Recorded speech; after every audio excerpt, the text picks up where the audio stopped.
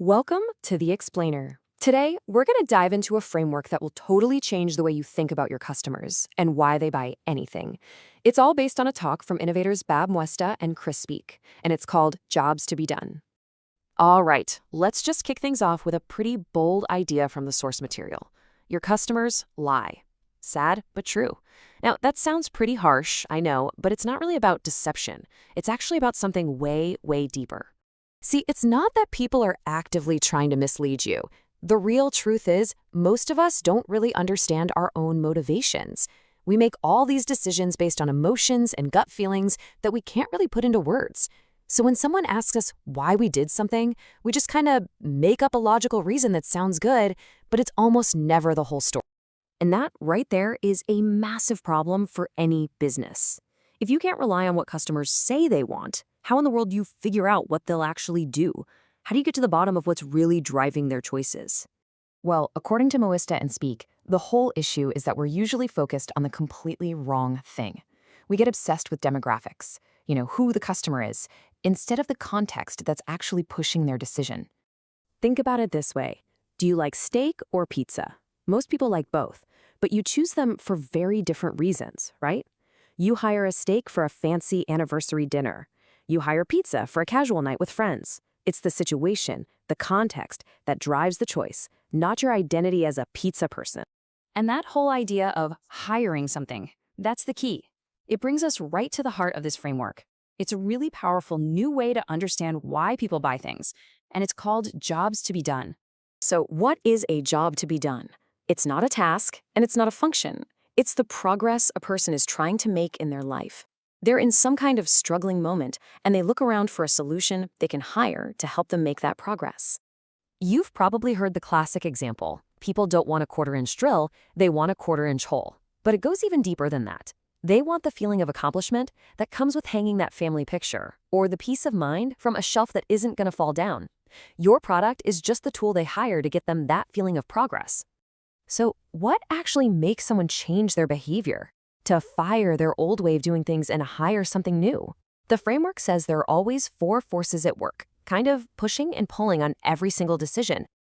First, you've got the push. This is the pain point, that struggling moment that makes you think, I can't do this anymore. In their study, a guy named Tyler had a big one. His wife and 6-month-old baby got stranded at a freezing cold train station for an hour. Now that is a push that will get you thinking about a change.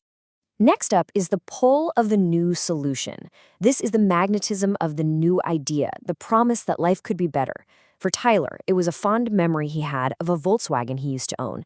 That good memory created this powerful pull towards the idea of getting a new car, a vision of easy, stress-free family outings.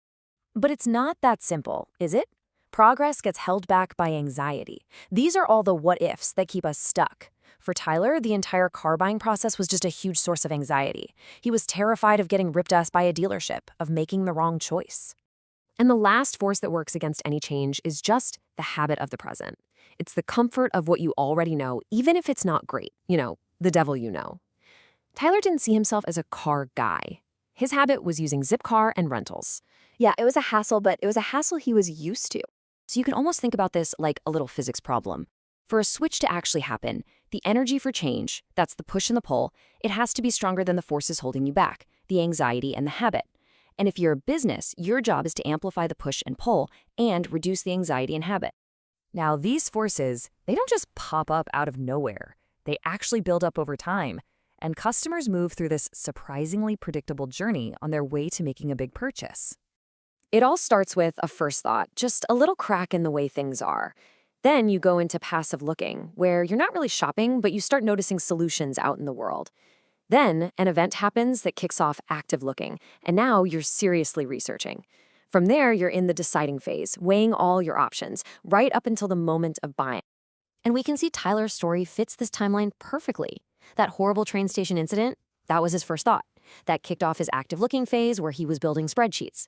That disastrous day at the car dealerships, that was him deep in the deciding phase. And the buying happened when he finally found the right car on Craigslist.